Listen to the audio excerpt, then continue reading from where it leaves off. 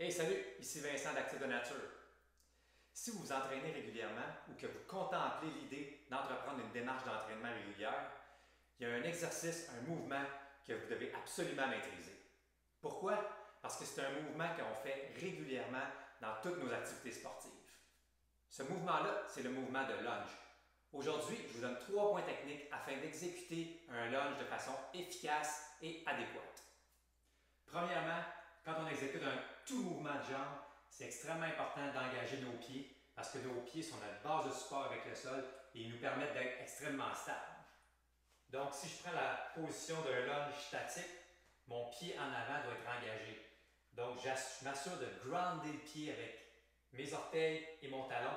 Donc, je veux créer un genre de mouvement d'amener les orteils et le talon un vers l'autre afin de créer une arche au niveau du pied et je pousse bien dans le sol pour être capable d'être stable sur mon point de support. Ce qui va faire que mon pied va être vraiment au-dessus de mes orteils. Donc le milieu du genou devrait être en ligne avec la deuxième orteil. On veut éviter que le genou rentre à l'intérieur ou à l'extérieur. On veut penser être très très stable et ça va venir de la force de notre pied. Le deuxième point important, c'est d'avoir un tronc solide et engagé. Le pied nous stabilise, puis le tronc va également nous stabiliser au niveau de notre bassin et de notre colonne vertébrale. Donc encore une fois, si je suis en position de lunge statique, je m'assure de rentrer le nombril légèrement vers la colonne. Je fais un petit vacuum et là, tous les muscles profonds du tronc sont activés. J'ai mon pied, j'ai un bon grounding, mon tronc est activé, très très stable et je descends en mouvement de lunge statique ou de fente statique. Genou très stable au niveau du pied. Le troisième point important, c'est d'avoir une posture optimale au niveau du haut du corps. Donc, s'assurer de garder le corps bien droit quand on va exécuter notre lunge. Donc, d'avoir une posture adéquate, la tête au-dessus des épaules, le corps droit et on descend. Donc, s'assurer d'avoir le pied qui travaille bien, on ground le pied, s'assurer d'avoir le tronc qui est activé et d'avoir une posture adéquate. C'est les 3 points techniques hyper importants pour avoir un lunge qui est fait de façon efficace et adéquate.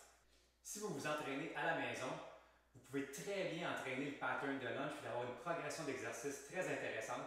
Tout ce que vous avez besoin, c'est votre poids de corps puis d'un poids qui peut vous servir de surcharge. Donc, à cet effet-là, une kettlebell peut très très bien faire l'affaire. C'est très versatile pour toutes sortes d'exercices.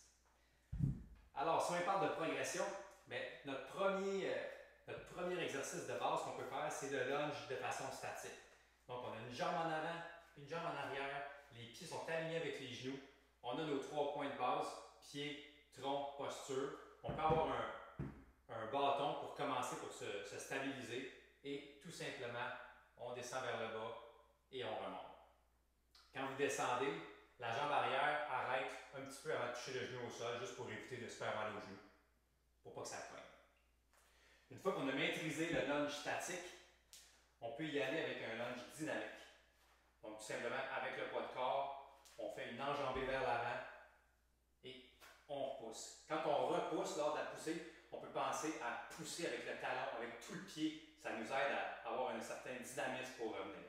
Donc, dépose le pied en avant, pousse et on revient. On peut alterner de jambes. On peut par la suite ajouter un poids. Donc, on peut tenir une kettlebell en avant de soi et on fait la même chose. Donc, ça ajoute de la difficulté. On peut aussi avoir la kettlebell sur le côté. On la tient en position de rack. On fait la même chose. On peut tenir la kettlebell du côté de la même jambe qui travaille ou l'inverse. C'est une autre façon de faire. On peut aussi faire un lunge dans différentes directions. On ne fait pas que de se déplacer vers l'avant. Donc, on peut le faire vers l'avant. On peut le faire à 45 degrés. On peut aller sur le côté. Et on peut même aller vers l'arrière. Encore une fois, une autre variété, une autre progression. On peut aussi combiner des mouvements pour ajouter de la difficulté, de la coordination, de l'explosivité, du dynamisme dans nos mouvements de lunge. Donc, un mouvement plus avancé, c'est une combinaison de mouvements, donc un snatch avec un lunge qu'on peut faire avec la kettlebell. Ça ressemble à ceci.